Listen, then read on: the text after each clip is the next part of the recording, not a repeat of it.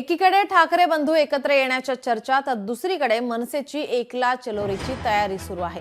मनसेचा मुंबई महापालिकेच्या 227 वॉर्डचा अहवाल राज ठाकरे यांच्याकडे सुपूर्द करण्यात आलेला आहे।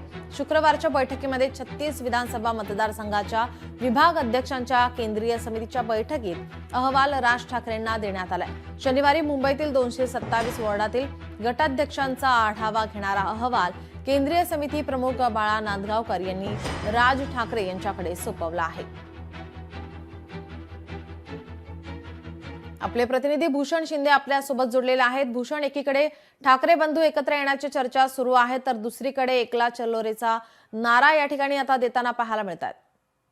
नक्कीच नीलम, एकंदर मुंबई महानगरपालिकेचे 227 जे वॉर्ड आहेत त्या वॉर्डनुसार प्रत्येक ठिकाणी मनसेचा एकला चलोरेचा नारा आपल्याला देताना पाहायला मिळत आहे आणि एकंदर कुठेतरी मनसे ही स्वतः एकटी लढण्याची तयारी सुद्धा करत आहे।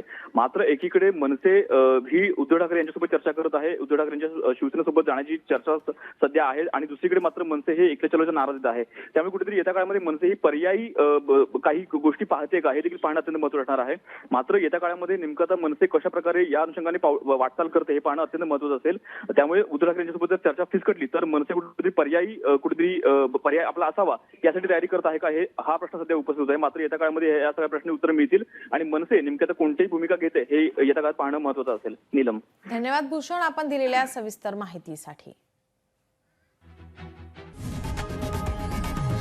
लोकशाही मराठी ऐका, पहा, जागरूक रहा।